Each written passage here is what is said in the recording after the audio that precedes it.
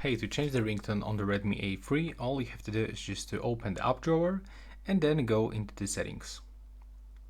From this, you have to scroll down and move into the sound and vibration.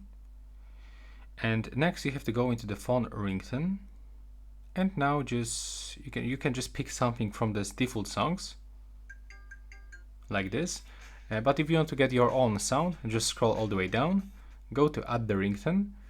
And now from this, you can actually click on the left upper corner on the three lines, and you can find, for example, your downloads, your audio files. So if you upload some music right here, it will be available. Also, you can pick something from your Google Drive.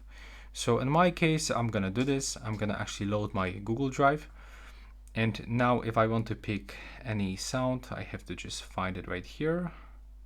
There we go. So when I select this, now I have to find it. It's here, so I can choose it and click OK. And that's how it looks right now. Please subscribe to my channel.